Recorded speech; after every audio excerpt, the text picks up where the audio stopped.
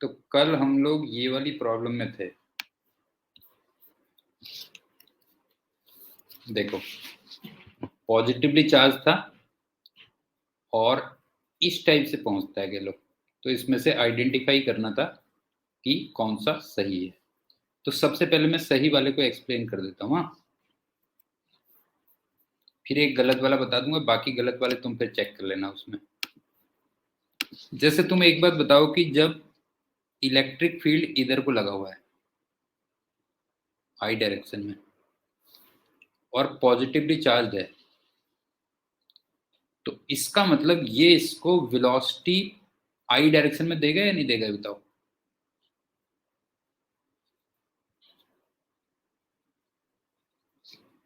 ये बताओ, ये इसको वेलोसिटी आई डायरेक्शन में देगा कि नहीं देगा, बताओ जो है। ये तो इलेक्ट्रिक फील्ड की वजह से हो गया। अब चलते हैं मैग्नेटिक फील्ड।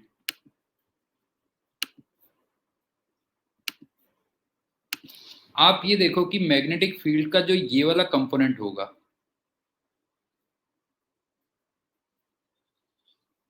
ये तो कोई फोर्स नहीं लगाएगा, क्यों?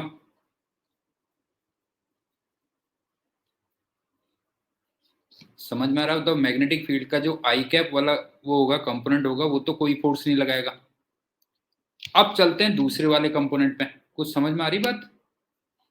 वेलोसिटी आई कैप में है तो मैग्नेटिक फील्ड का आई कैप वाला तो कोई फोर्स नहीं लगाएगा ना। अब चलते हैं ये वाले कंपोनेंट पे।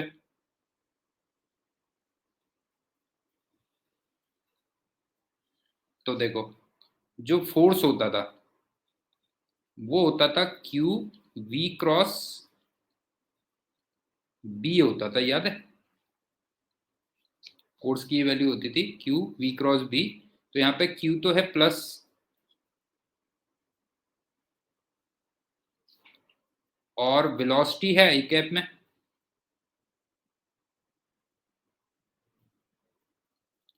और मैग्नेटिक फील्ड है के डायरेक्शन में।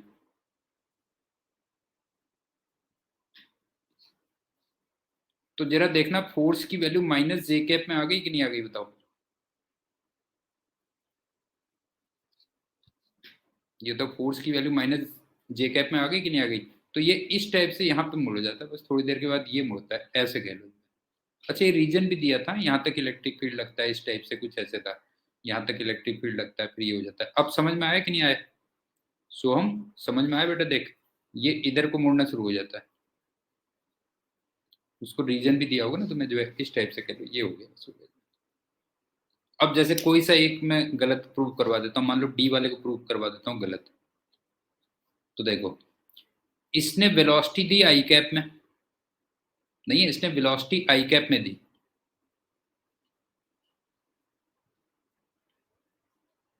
अब देखो, आई क्रॉस के, एक तो माइनस जे में फोर्स आएगा, क्यों? नहीं है, आई क्रॉस के एक तो माइनस जे में आएगा, और एक आई क्रॉस जे, आई क्रॉस जे, ये के में भी आएगा ना फोर्स। समझ में आया कि नहीं आया, बताओ जो है। डी वाले को मैं गलत प्रूव करवा रहा हूं। इलेक्ट्रिक फील्ड उसको आई डायरेक्शन में वेलोसिटी देगा, क्यों? इलेक्ट्रिक फील्ड उसको आई डायरेक्शन में वेलोसिटी देगा। उसके बाद आप ये देखो कि आई क्रॉस के, वो एक तो माइनस जे में फोर्स आ गया, चलो वो तो ठीक हो गया, लेकिन आई क्रॉस जे एक के डायरेक्शन में भी फोर्स आएगा, क्यों? के डायरेक्शन में भी आएगा। तो फिर वो मैच नहीं करेगा। मेरे ख्याल से समझ में आ गया होगा क्या है। इस टाइप से चेक करना है तुम्हें। अब एक दूसरा वाला देख लो। x इक्वल टू ए से x इक्वल टू 2a तक मैग्नेटिक फील्ड जे कैप डायरेक्शन में था, और 2a से 3a के बीच में मैग्नेटिक फील्ड माइनस जे की डायरेक्शन में आ गया। चार्ज पॉजिटिव है और वेलोसिटी ये है, तो तुम्हें इसका पाथ निकालना है जो है। तो सबसे पहले तो आप ये देखो कि जीरो से लेके ए तक मैग्नेटिक फील्ड जीरो है, क्यों? समझ में आ रहा है बेटा? जो है जीरो से लेके ए तक मैग्नेटिक फील्ड जीरो है, तो इसका मतलब कोई फोर्स नहीं लगेगा। तो वो सीधे जाएगा। हाँ, मैं जो सही पार्ट है पहले उसी को समझा दे रहा हूँ। पहले तो ये सीधे गया, देखो ये हो गया। अब चलते हैं ए से लेके 2A तक।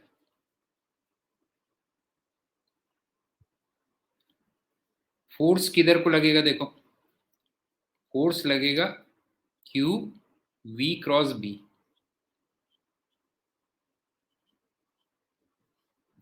अब वी तो आ गया आई कैप में और बी आ गया जे कैप में, तो इसका मतलब फोर्स के कैप में आ गया। क्यों? समझ में आ रही बात बेटा? ये बता जो है, समझ में आ रही बात? तो के कैप में मतलब ये इस डायरेक्शन में लगा। क्यों इस डायरेक्शन में लगा? तो तुम्हें लग नहीं रहा ऐसे घूमेगा बेटा? ये बताओ, ये ऐसे घूमेगा, बताओ क्लियर है कि नहीं है? ये हो गया। और उसके बाद फिर अचानक मैग्नेटिक फील्ड उल्टी डायरेक्शन में हो गया। मैग्नेटिक फील्ड उल्टी डायरेक्शन में हो गया तो फोर्स भी माइनस के कैप में आ जाएगा। क्यों? फोर्स भी माइनस के कैप में आ जाएगा। तो वहीं से तुम्हें लग रहा है कि वो ऐसे टर्न हो जाएगा? बताओ ये लग रहा है कि नहीं लग रहा है बेटा? ये बताओ। ये आ गया ए, ये आ गया 2A और ये आ गया 3A, ऐसे हो गया। एक बार दोबारा देख लो क्या है। 0 से लेके ए तक फोर्स 0 है।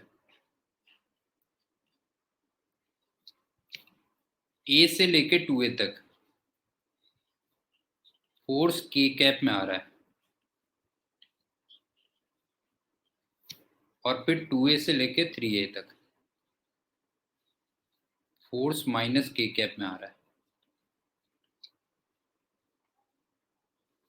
तो पहले ये ऐसे गया, देखना हाँ। अब यहां से ये ऐसे घूम गया। अब देख, तू भी क्या याद रखेगा बेटा जो है। ये बता, ये सर्किल का पार्ट बना था कि नहीं बना था, बता।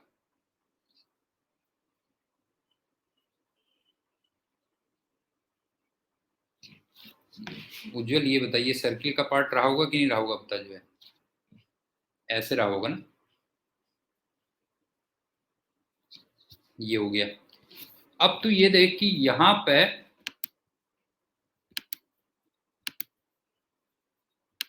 घर तक छोड़ने की आदत तू समझा करना। यहां पे वेलोसिटी ऐसे थी, यहां पे वेलोसिटी इधर को थी और फोर्स इसके सेंटर की तरफ लगा होगा, कुछ ऐसे रहा होगा ना, ये रहा होगा।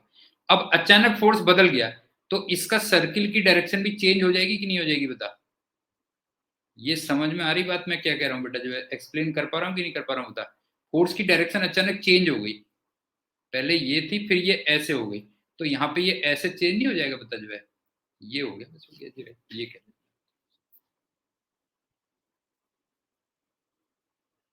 अच्छा, मैंने थोड़ा सा वैसे एक गलत थोड़ा सा स्टेटमेंट बोल दिया था।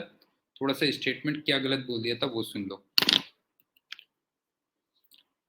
एक्चुअल में क्या है ना कि ए से लेके 2A तक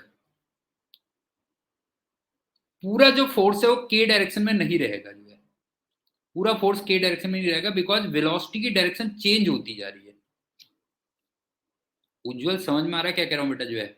मैंने थोड़ा सा ही गलत बोल दिया था कि ए से लेके 2A तक पूरे का पूरा फोर्स के डायरेक्शन में नहीं रहेगा, क्योंकि वेलोसिटी की डायरेक्शन चेंज होती जा रही है।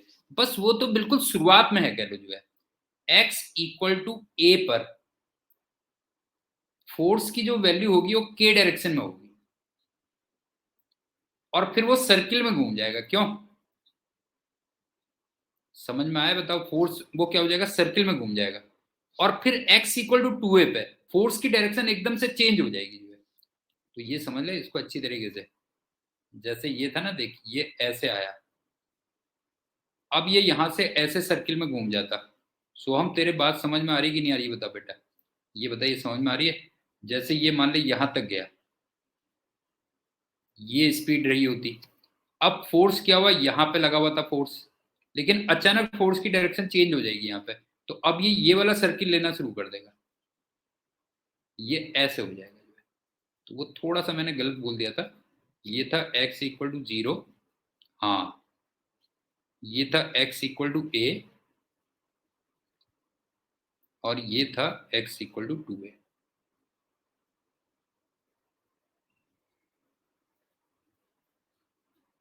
और इस जगह पे के डायरेक्शन में था, ये था गैलो जो है। यहाँ पे ठीक है, यहाँ पे के डायरेक्शन में था।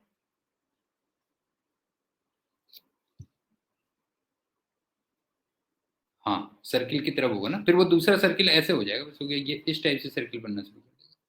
ये कह लो पहले ये वाला सर्किल और फिर ये सर्किल। बताओ बिल्कुल क्लियर है या नहीं है, बताओ बेटा जो है।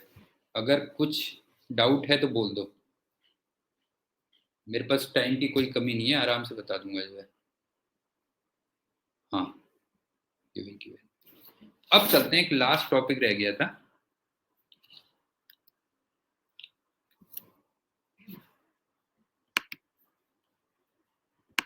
अरे बेटा जोची, का कर रहा है तू? Motion of A charge particle. Motion of A charge particle.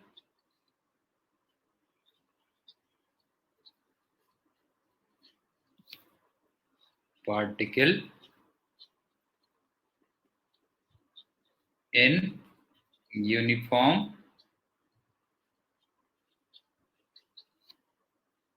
Electric and magnetic field.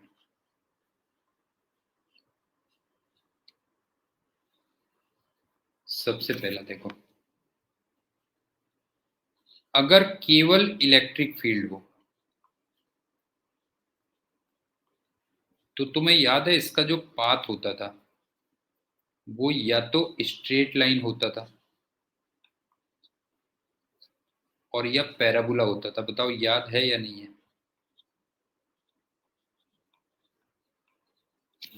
ये हमने वहां पे किया था ना, या तो स्ट्रेट लाइन होता था या पैराबोला होता था।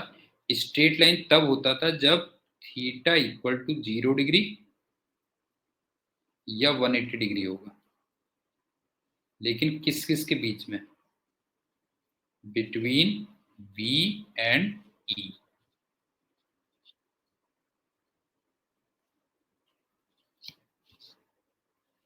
और बाकी कोई भी एंगल पे पैराबोला होता था। क्यों? For any other angle. For any other angle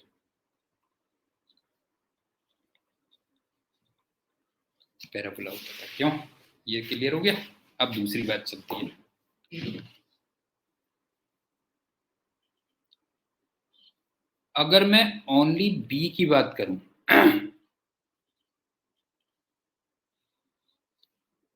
तो फिर या तो स्ट्रेट लाइन होता है।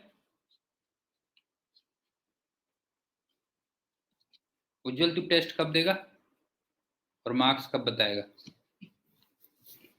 टेस्ट कब देगा और मार्क्स कब बताएगा?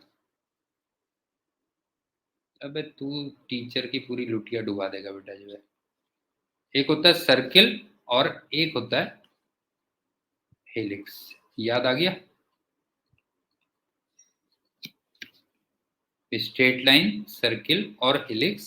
स्ट्रेट लाइन होता है जब थीटा की value 0 degree.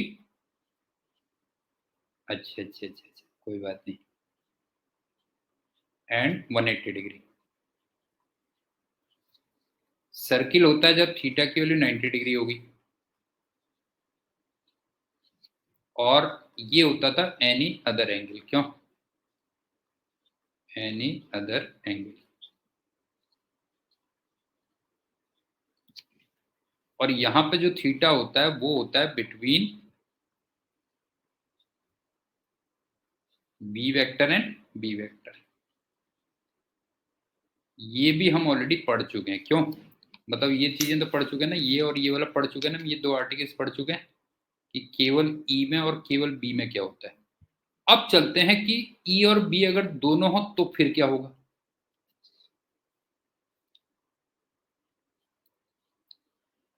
Both E and B.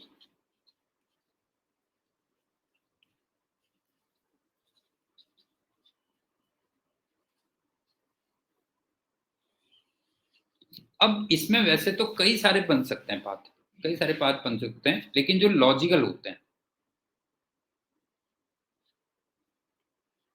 Logical जो पाथ होते हैं वो एक तो होता है straight line.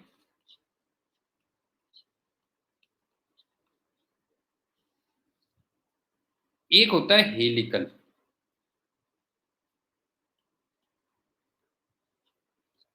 With variable pitch.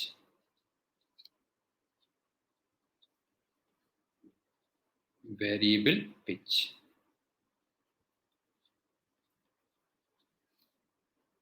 अच्छा पहले जो पिच होती थी ना, जो हम पिछले वाले में पिच पढ़ते थे बेटा, जो है उसमें पिच कांस्टेंट होती थी, ध्यान रखना।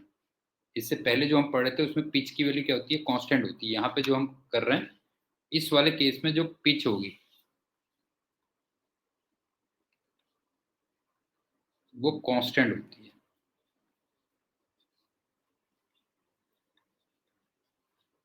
और इस वाले में जो हम पढ़ेंगे वो वेरिएबल पिच पढ़ेंगे।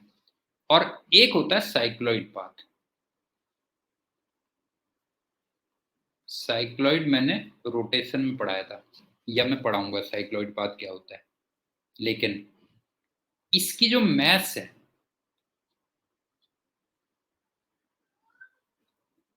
वो थोड़ा कॉम्प्लेक्स होती है। हाँ,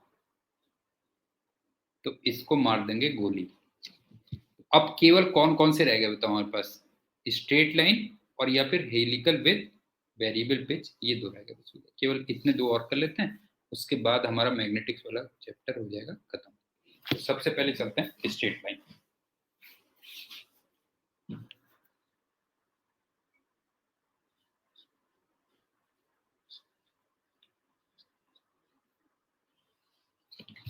एक बात बताओ, स्ट्रेट लाइन तब बनेगा ना जब एफ नेट उस पर 0 होगा। बताओ क्लियर है कि नहीं होता बेटा, जो है जब एफ नेट 0 होगा। इसका मतलब, अबे उल्लू गधा, इसका मतलब electrostatic force plus magnetic force वो 0 हो जाए। इसका मतलब क्यू ई, नहीं स्ट्रेट लाइन, चल ये लिख दे रहा हूँ। हाँ चल तू मान गया यार, ले चल। Straight line with constant velocity. अब बता, अब बता। तू तो टीचर की बेटा लुटिया डुबा देता है जो है। अब तो खुश है तू, ये ले। हाँ, अब ये बता, इसका मतलब Q E plus Q V cross B, ये 0 हो जाए क्यों। ये बता, Q E plus Q V cross B 0 हो जाए। अब यहां से क्यू हो गया 0, क्यों, क्यू कैंसिल हो गया, सॉरी क्यू कैंसिल हो गया। तो इसका मतलब इलेक्ट्रिक फील्ड किस डायरेक्शन में होना चाहिए बताओ, बी क्रॉस वी की डायरेक्शन में होना चाहिए, बस हो गया। क्यों, माइनस बी क्रॉस बी या बी क्रॉस बी, ये होना चाहिए, बस हो गया। क्यों, इसका मतलब जो इलेक्ट्रिक फील्ड होना चाहिए वो माइनस वी क्रॉस बी लगा दो, या बी क्रॉस वी लगा दो, तो बस हो गया। फिर ये straight line with constant velocity move करता रहेगा। इस केस में नेट फोर्स 0 आ जाएगा। बताओ क्लियर हुआ या नहीं हुआ।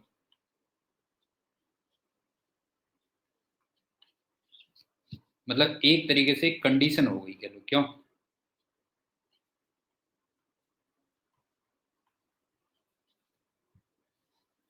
ये कंडीशन है। अब इस कंडीशन में क्या क्या इंपॉर्टेंट पॉइंट है वो सुन लो।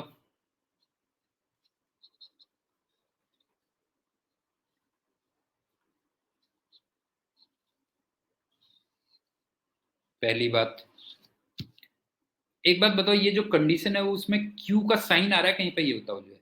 क्यू आ रहा है, मतलब क्यू का साइन तो छोड़ो, क्यू आ रहा है क्या बताओ जो है, नहीं आ रहा ना। तो इसका मतलब ये जो कंडीशन है,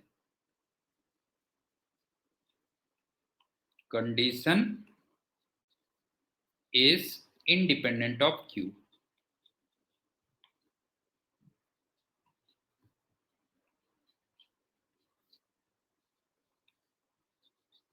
पॉजिटिव हो, निगेटिव हो, कम हो, ज्यादा हो, कुछ भी हो, ये कंडीशन होनी चाहिए अगर तुम चाहते हो कि उस पर नेट फोर्स 0 हो।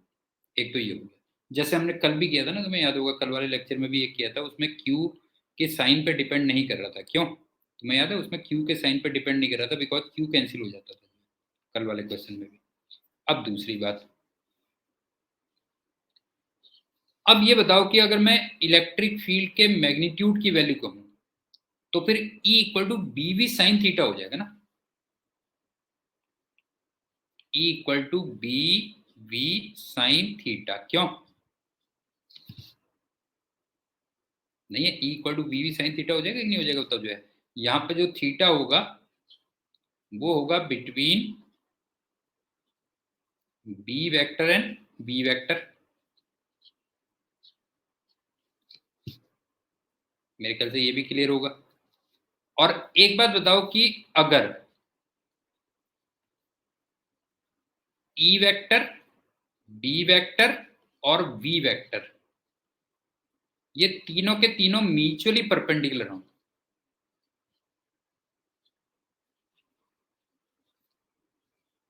तो ऑब्वियस सी बात है थीटा 90 डिग्री होगा। तो उस केस में हमारी सीधे सीधे कंडीशन ये हो गई कि E equal to B V या V equal to E by B, ये होना चाहिए। बस हो गया।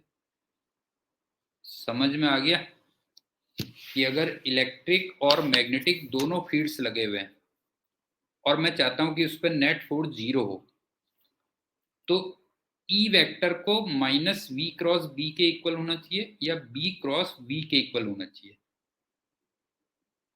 और ये जो कंडीशन है इसमें मैंने तुमसे कहा ये कंडीशन Q से एक तो इंडिपेंडेंट है और यहीं से हमें पता चला कि E equal to B V sine theta होना चाहिए। और अगर तीनों के तीनों म्यूचुअली परपेंडिकुलर हैं तो फिर E equal to B V होना चाहिए या V equal to E by B होना चाहिए। और यहीं से एक लास्ट पॉइंट तीसरा,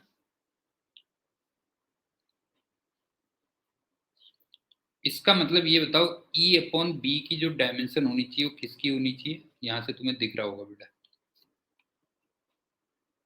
हाँ बी की। लेकिन इसको मैं और कई चीजें ऐड कर देता हूँ। फिर तुम्हें याद है 1 upon under root epsilon naught mu naught, याद आ रहा है? ये स्पीड ऑफ लाइट होती थी, मैंने बताया था। Equal to root G M over R, ये ऑर्बिटल वेलोसिटी होती थी। याद आ रहा है कि नहीं आ रहा बेटा? ये बताओ। जो है ऑर्बिटल वेलोसिटी होती थी, ये भी याद आ गया। और सुनो, F equal to B Q V होता है। F equal to B Q V, तो इसका मतलब V equal to F upon Q B V होगा ना। फिर F अपॉन क्यू बी, ये हो गया। चलो ऐसे बनाई जाती है जुगाड़बाजी। ये हो गई एल टी माइनस 1। ये हो गया। मेरे ख्याल से ये पॉइंट समझ में आ गया होगा। अब चलते हैं हेलिकल विद वेरिएबल पिच।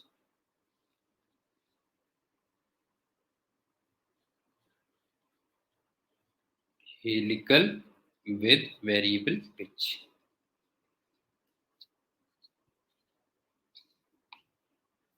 हाँ कुछ भी कर ले, कुछ भी कर ले, ऐसे ही बना ले। जो है ऐसे कुछ भी बना ले। हेलिकल विद वेरिएबल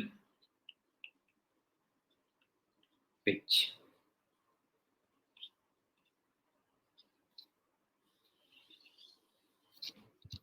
अब इसमें देखो क्या होता है। इसमें तुम्हें ना E vector and B vector वो तुम्हें पैरेलल या एंटी पैरेलल दिए होंगे। पैरेलल और एंटी पैरेलल।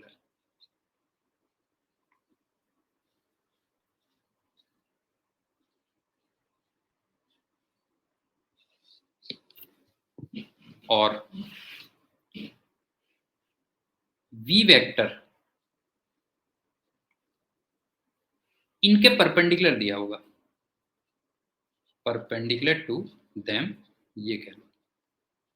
देख लो अच्छी तरीके से। नॉर्मली मतलब ये कंडीशन बनेगी कि ई वेक्टर और बी वेक्टर तुम्हें पैरेलल या एंटी पैरेलल दिए होंगे और वी वेक्टर तुम्हें परपेंडिकुलर टू देम, इन दोनों के परपेंडिकुलर दिया होगा, इस टाइप से कुछ दिया होगा। अब एक एग्जांपल कराता हूं तब तुम्हें समझ में आएगा।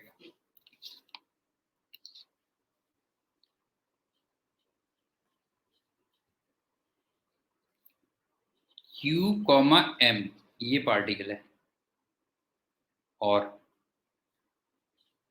ABC इस कोऑर्डिनेट से स्टार्ट हुआ और V equal to V0 I cap ये है, E equal to E0 J cap और B equal to B0 K cap, B0 J cap, ये दिया हुआ है। इस क्वेश्चन का पोस्टमार्टम करना है।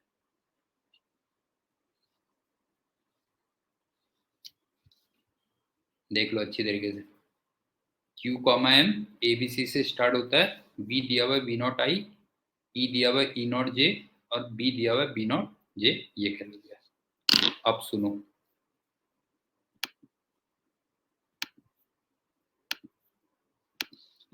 इसमें ये और ये मिलके बताओ इसको सर्किल में घुमाएंगे कि नहीं घुमाएंगे?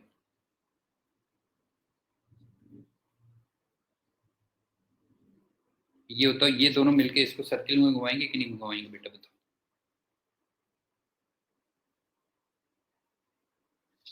और इस सर्किल का जो प्लेन होगा ये तुम्हें याद है परपेंडिकुलर टू मैग्नेटिक फील्ड होता था, नहीं है? इसका plane perpendicular to magnetic field होता था। इसका मतलब मैग्नेटिक फील्ड के परपेंडिकुलर एक्स जेड बन जाएगा। क्यों?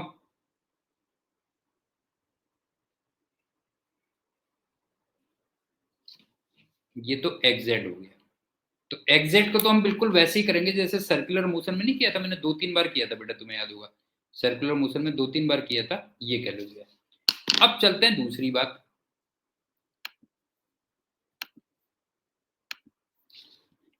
अब ये वाला जो कंपोनेंट है, जो इलेक्ट्रिक फील्ड है, ये बताओ इसको एक्सीलरेशन वाई डायरेक्शन में देगा ना?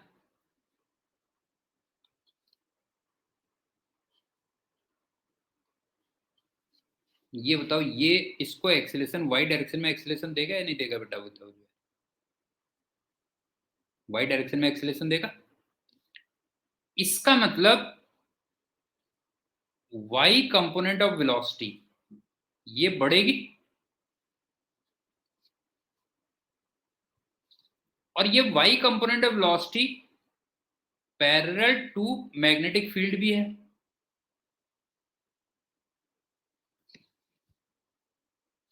और तुम्हें याद होगा जो पिच होती थी वो होती थी V पैरेलल इंटू टी, और V पैरेलल बढ़ रहा है, इसका मतलब पिच भी बढ़ेगी। बताओ क्लियर हुआ या नहीं हुआ बेटा? ये बताओ भैया, ये बताओ ये क्लियर हुआ कि नहीं हुआ कि इलेक्ट्रिक फील्ड जे डायरेक्शन में है, वाई डायरेक्शन में है। इसका मतलब वाई डायरेक्शन में वेलोसिटी बढ़ेगी और वो velocity parallel to magnetic field भी है। और पिच की वैल्यू होती थी V पैरेलल इंटू टी, तो ऑब्वियस सी बात है V पैरेलल अगर बढ़ रही है तो फिर पिच भी क्या होगी? बढ़ेगी। तो थोड़ा बहुत विजुलाइज हो गया होगा तुम्हें कि क्या चल रहा है, कहानी चल क्या रही है इसमें। बाकी तो हम रिवीजन में भी लेंगे, ये कह रहे हैं। अब मैं इसको करता हूं, सबसे पहले वाई डायरेक्शन की कहानी निपटा लेते हैं। इसकी वाई डायरेक्शन की कहानी निपटा लेते हैं बेटा जो है।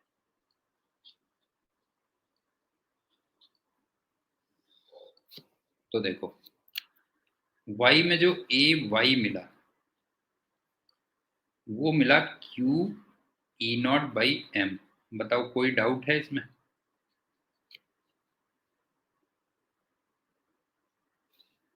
बताओ, ये हो गया। अब ये बताओ कि यू वाई वो 0 था, इसका मतलब जो वी वाई होगा वो हो जाएगा ए वाई इंटू टी। क्यों नहीं, ये वी वाई कितना हो गया, ए Y into T.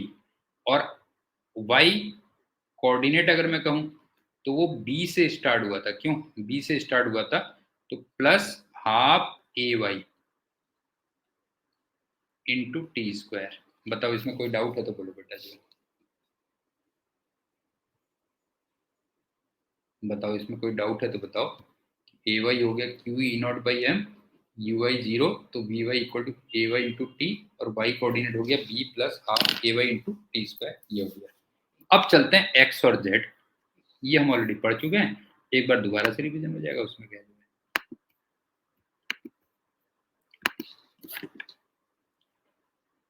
X Z, इसमें तुम्हें याद है सर्किल बनता था बेटा जो है, क्यों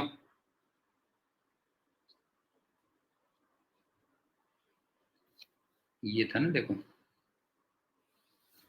ये एक्स ये जेड। अब बिल्कुल शुरुआत में वेलोसिटी इधर को थी, क्यों ये देख लो ना, ये है, ये देखो ना ये है, और इसकी बात कर रहा हूं मैं। और एफ कितना होगा देखो, एफ होगा क्यू बी क्रॉस बी। अब क्यू तो है प्लस, बी है आई कैप, और बी है जे कैप, तो इसका मतलब फोर्स बनेगा के कैप में। कोई डाउट है तो बता देना बेटा जो है, क्यों फोर्स बनेगा के कैप में, तो इसका मतलब इसमें इधर को फोर्स आएगा, तो ये ऐसे सर्किल खींचता ना पूरा। ये फिर हमने किया हुआ है, तुम्हें याद है कि नहीं, ये बेटा ये बताओ, ये ऐसे सर्किल लेता, क्यों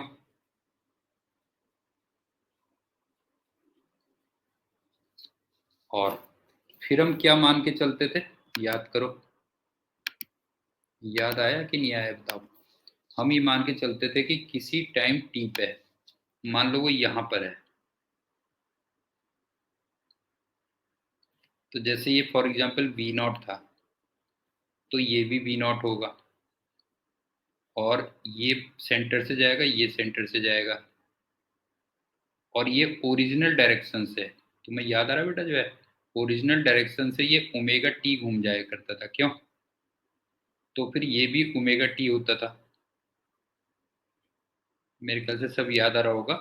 और ये रेडियस ऑफ द सर्किल होता था, क्यों ये रेडियस ऑफ द सर्किल होता था,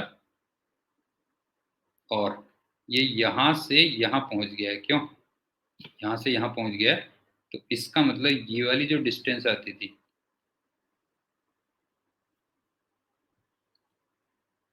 ये आती थी r minus r cos omega t, ये होती थी। और ये वाली जो डिस्टेंस आती थी, आर साइन ओमेगा टी।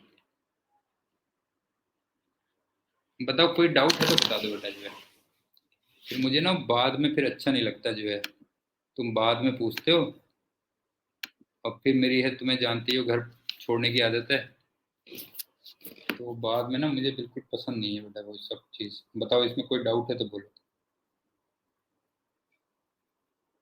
अबे उज्जवल, बता बेटा, कुछ डाउट है तो, नहीं है ना। अब मेरे को ये बता कि v का x कंपोनेंट कितना लिख दूं, v naught cos omega t, क्यों और v का z कंपोनेंट कितना लिख दूं, v naught sine omega t. यार एक कॉल आ रही है, जरा देख लेता हूँ, पहले भी आ रही थी, पीछे पड़ गया है मेरे।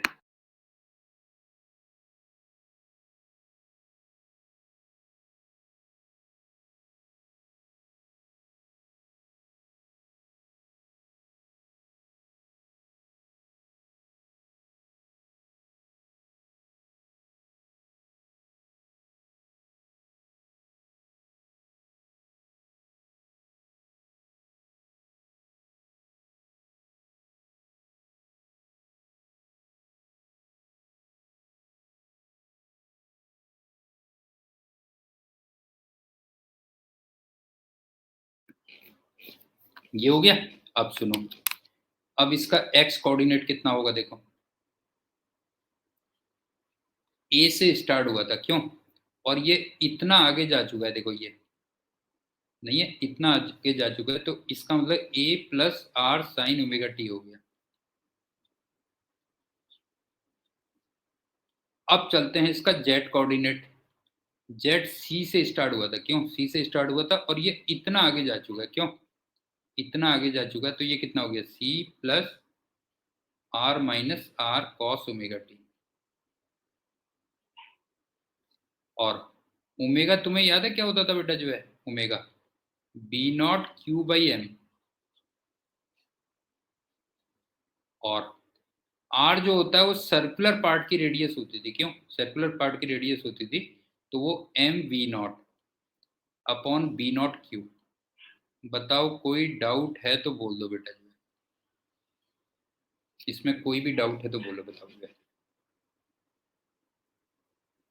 आया मजा, मजा आया कि नहीं आया बताओ पहले, सोम बेटा बता, मजा आया कि नहीं आया, आया ना। फिर तो फाइनली रिजल्ट क्या रहा बताओ, जो ये हमारा मैग्नेटिक्स हो गया कंप्लीट।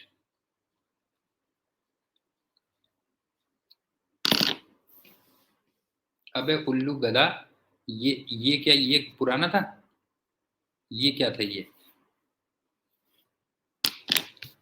हुँ? तो सुन,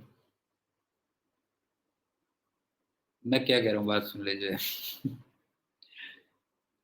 कि अगर केवल इलेक्ट्रिक फील्ड हो तो या तो स्ट्रेट लाइन होगा या पैराबोला होगा, अगर केवल मैग्नेटिक फील्ड हो तो स्ट्रेट लाइन, सर्किल, हाँ स्ट्रेट लाइन, सर्किल, और या फिर हेलिक्स विथ कांस्टेंट पिच।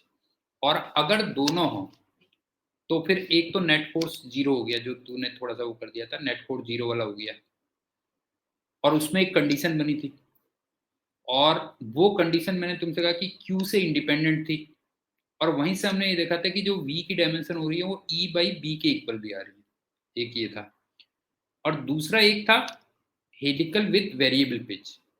तो वो पहले जो हम पढ़ चुके हैं उसी का थोड़ा एडवांस वर्जन था, ये कह लो जो है। और एक मैंने तुम्हें बताया कि साइक्लॉइड पाथ है, लेकिन साइक्लॉइड हमसे पूछेगा नहीं, बिकॉज उसकी मैथ्स काफ़ी कॉम्प्लेक्स हो जाती है। ये हमारा कंप्लीट हो गया। अब जितने मेरे नोट्स पढ़ सकते हो उतने नोट्स पढ़ो। अब चलते हैं इलेक्ट्रोमैग्नेटिक इंडक्शन, जिसकी शॉर्ट फॉर्म है EMI।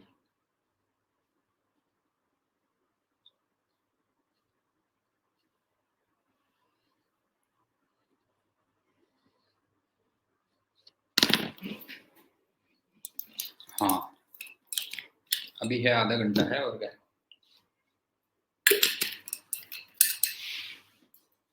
देखो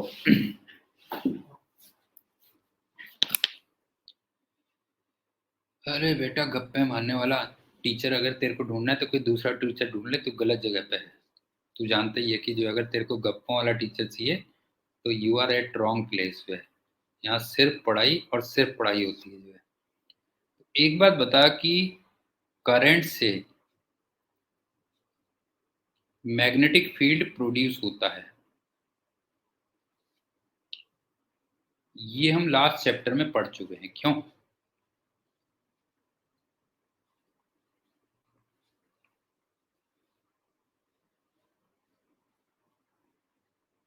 नहीं हो तो ये हम ऑलरेडी लास्ट चैप्टर में पढ़ चुके हैं।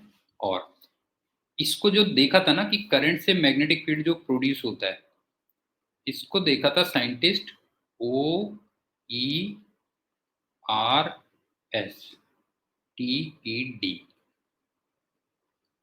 इसने देखा था बेटा जो है, साइंटिस्ट ने। और फिर कितना मैग्नेटिक फील्ड होता है, कितना मैग्नेटिक फील्ड होता है, इस पे अकल लगाई बायोट सेवर्ट ने और एम्पियर ने।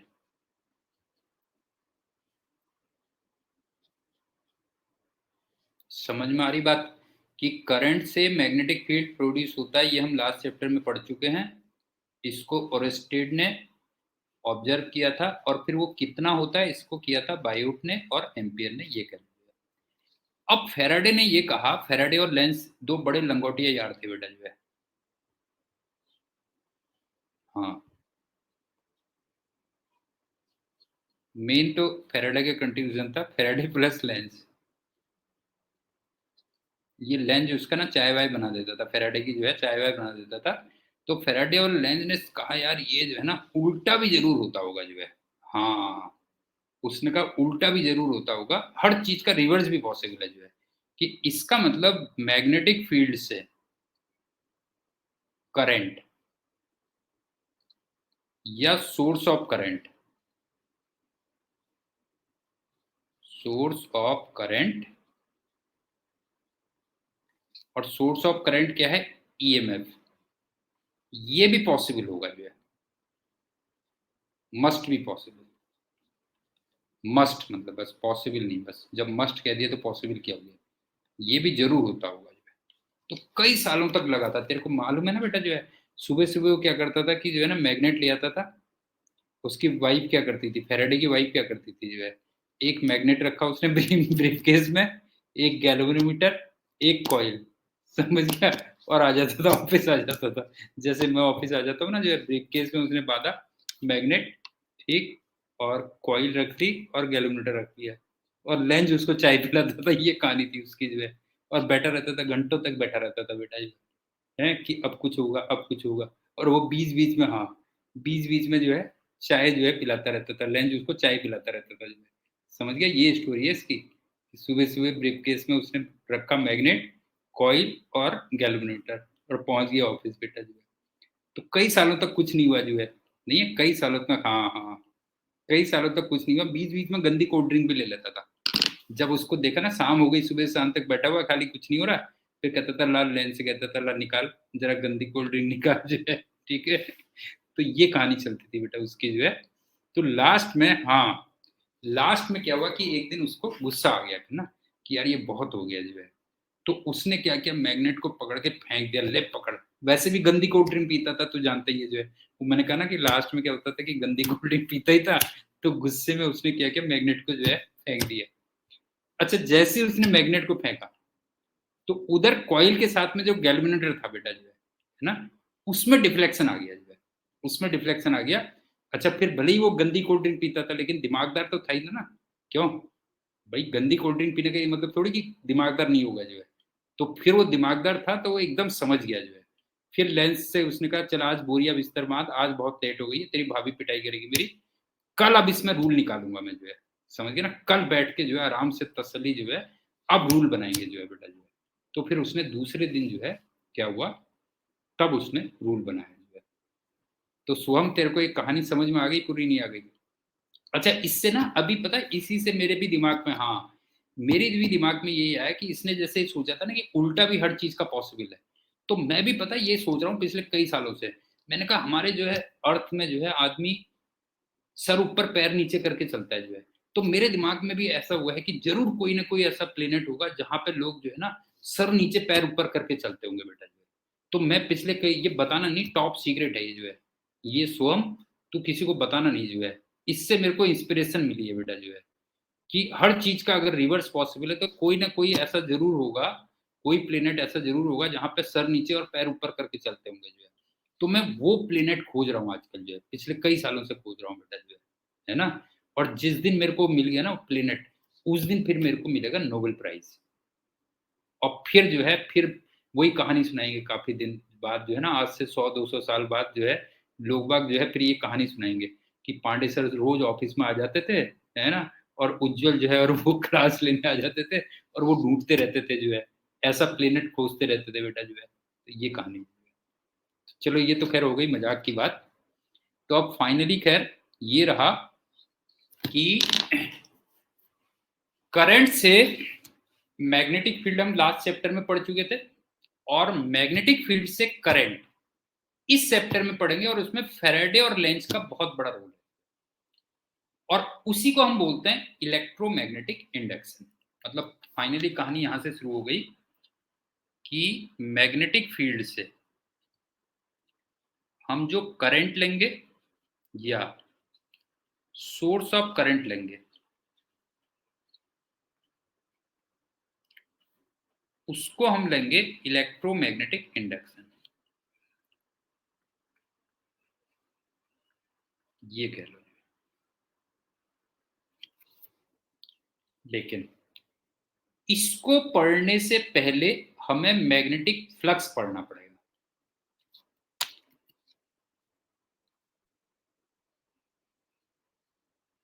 मैग्नेटिक फ्लक्स,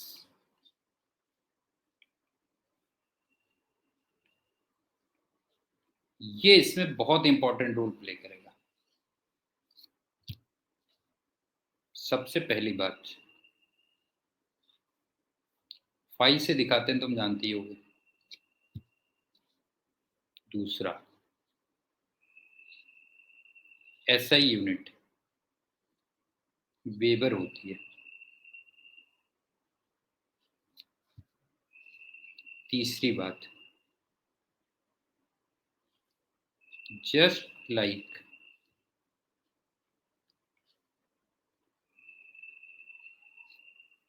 इलेक्ट्रिक फ्लक्स होगा।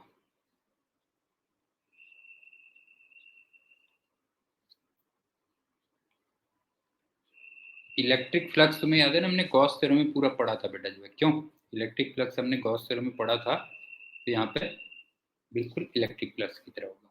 चौथी बात, तो कहीं पे अगर तुमसे इलेक्ट्रिक फ्लक्स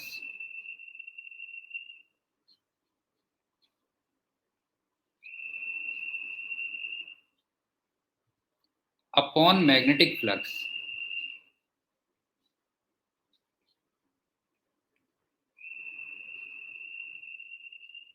इसकी डायमेंशंस पूछ ले, तो फिर ये डायमेंशन लेस होना चाहिए। क्यों, ये बताओ, electric flux upon magnetic flux का अगर मान लो डायमेंशन पूछ ले, electric flux upon magnetic flux की डायमेंशन पूछ ले, तो डायमेंशन लेस होना चाहिए कि नहीं होना चाहिए? बता सुबह, बता बेटा जो है, ये डायमेंशन लेस होना चाहिए कि नहीं होना चाहिए? बता जो है। हाँ, उज्जवल ने सही कहा, नहीं बिल्कुल सही कहा, it is not dimension less.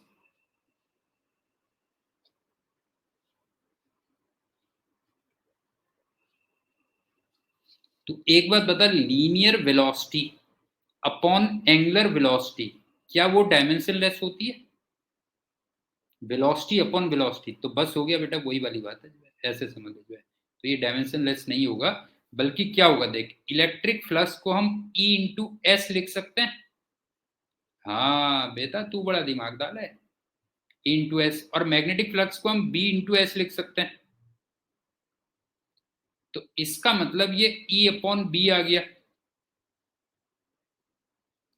और ई अपॉन बी की अभी मैंने तुमसे बताई एल टी माइनस वन होती है। पॉइंट समझ में आ गया? तो ये आगे से गलती मत करना बेटा जो है, कि कहीं पे तुमने जो है ऐसे देखा लीनियर वेलोसिटी अपन एंगुलर वेलोसिटी, उसको डायमेंशन लेस कह दिया, वेलोसिटी वेलोसिटी, वो नहीं है। ये हो गया। अब ये बताओ कि जो मैंने इलेक्ट्रिक फ्लक्स में पढ़ाए थे रिजल्ट, उसी को रिपीट कर दूं यहाँ पे? ये बताओ, जो मैंने इलेक्ट्रिक फ्लक्स में पढ़ाए थे, उन रिजल्ट को मैं यहाँ पे रिपीट कर दूं? ये बताओ बेटा, पहले बताओ जो है, उनको रिपीट कर दूं ना, वो हमने पढ़े थे तुम्हें अगर याद हो। ठीक, तो देखो क्या है फिर। मान लो ये कोई सरफेस है, इसमें अगर मैग्नेटिक लाइंस ऐसे हों,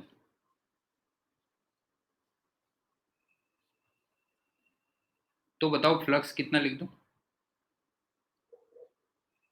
जीरो। लाइंस अगर टेंजेंशियल हो, क्यों?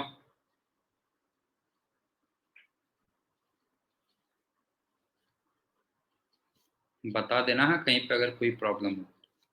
दूसरा, अगर मान लो हर जगह पे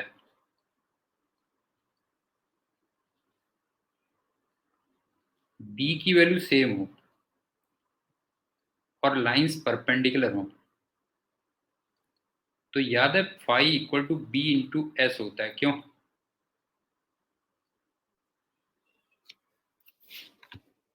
लेकिन नॉर्मली यहाँ पे जो मैग्नेटिक फील्ड होता है ना, वो क्रॉस या डॉट में दिखाया जाता है। नहीं, क्रॉस या डॉट में दिखाया जाता है।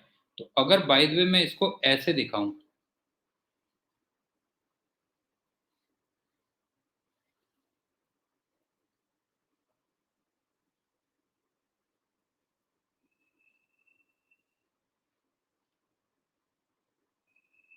तो भी मैं फ्लक्स को अगर B इंटू एस लिख दूं तो तुम्हें कोई प्रॉब्लम तो नहीं है, ये बताओ बेटा जो है, कोई प्रॉब्लम तो नहीं है ना? मेरे ख्याल से क्लियर होगा। उसके बाद उसके बाद तुम्हें याद है एक हमने ये भी किया था कि अगर B ऐसे हो, लेकिन B की वैल्यू सब जगह पे सेम होनी चाहिए, क्यों?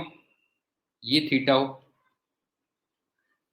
तो यहां पे जो फ्लक्स होगा वो बी एस कॉस थीटा, क्यों? ये भी मेरे ख्याल से क्लियर होगा। वही रिजल्ट यूज कर रहा हूं मैं सारे के सारे जो है, ये हो गया। और सुनो, अगर यूनिफॉर्म मैग्नेटिक फील्ड हो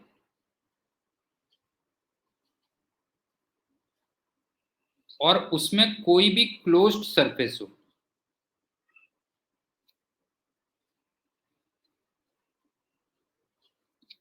तो फिर जो नेट फ्लक्स होता है वो जीरो होता है। ये भी याद आ गया कि नहीं आ गया बताओ जो है? अगर यूनिफॉर्म मैग्नेटिक फील्ड हो और क्लोज सरफेस हो तो फिर नेट फ्लक्स जीरो आता है। अगला पॉइंट, अगर यूनिफॉर्म फील्ड हो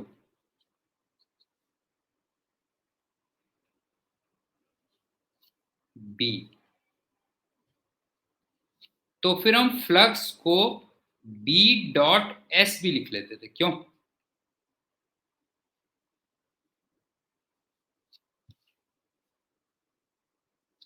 और यहां पे जो एस वेक्टर होता था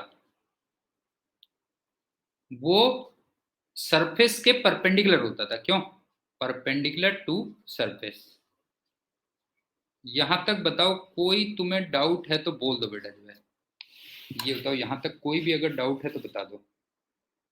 पहले वाले में जीरो, बाकी तीन फिगर्स में बी इंटू एस कर सकते हो, बाकी तीन फिगर्स में बी एस कर सकते हो, इसमें बी एस कॉस थीटा, और यूनिफॉर्म फील्ड में क्लोज सरफेस में नेट फ्लक्स जीरो, और एक मैंने ये बताया बी डॉट एस।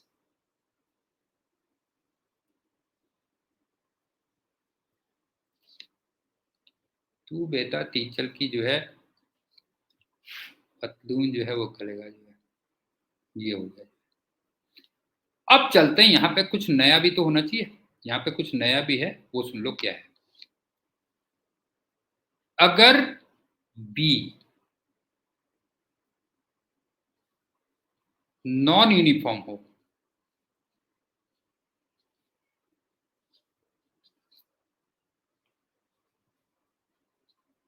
अच्छा एक बात बताओ कि कोई भी चीज जो नॉन यूनिफॉर्म है ना, वो टाइम के साथ भी हो सकती है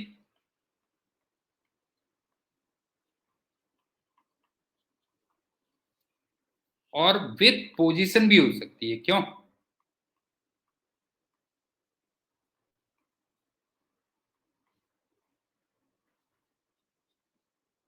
तो यहां पे बाय द वे मैं ये वाली बात कर रहा हूं। टाइम के साथ का मतलब जैसे अभी 2 टेस्ला है, कुछ टाइम के बाद 3 टेस्ला हो गया, कुछ टाइम के बाद 4 टेस्ला मैग्नेटिक फील्ड हो गया। तो ये टाइम के साथ वेरी कर रहा है।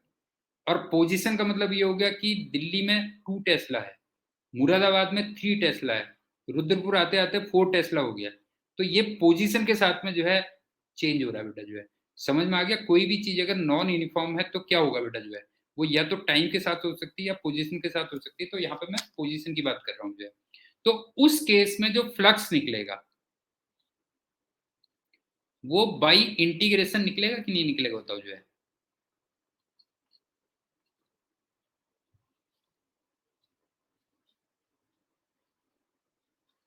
समझ में आ रहा बेटा जो है? उस केस में जो फ्लक्स निकलेगा बाई इंटीग्रेशन निकलेगा।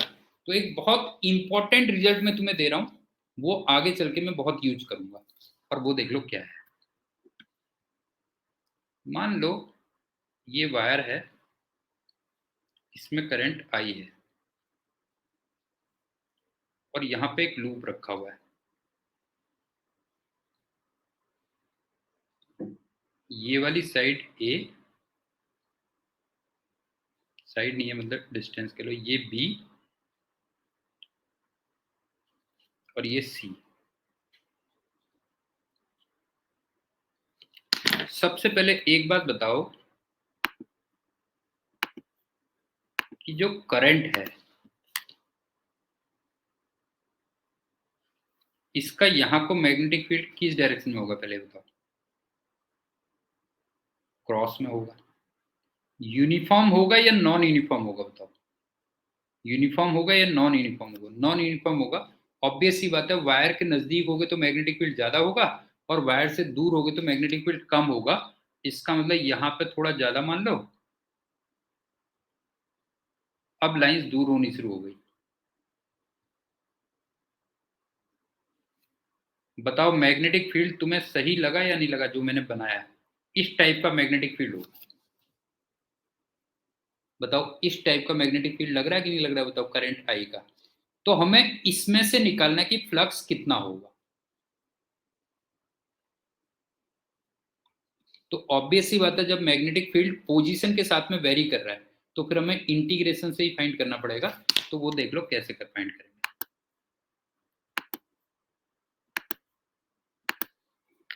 तो जोशी तेरे को फेराडे लेंस की कहानी और उसकी वाइफ की कहानी पसंद आई कि नहीं आई, ये बता।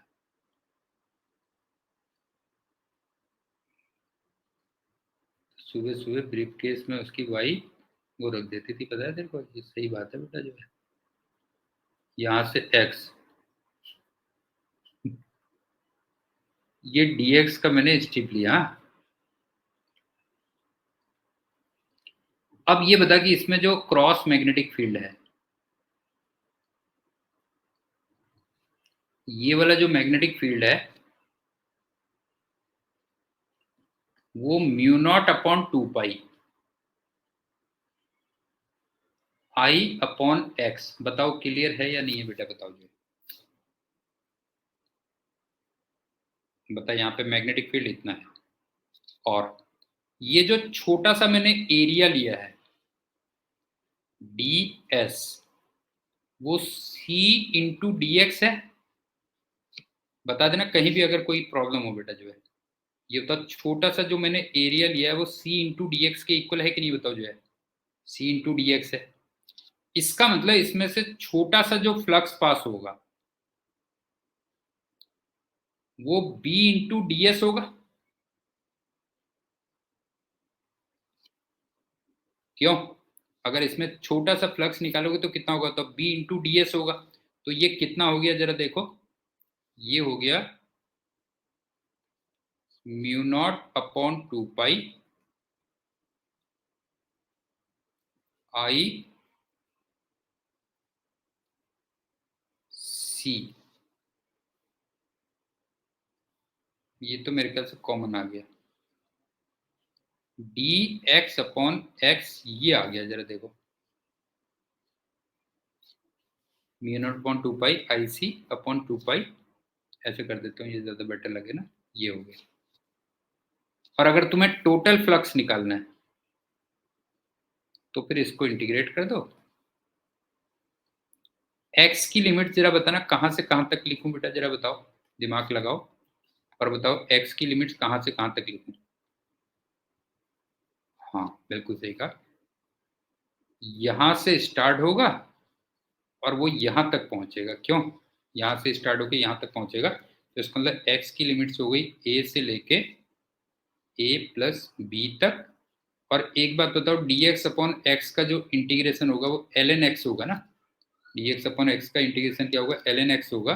तो इसका मतलब फ्लक्स की जो वैल्यू आएगी वो आएगी mu naught I C upon 2 pi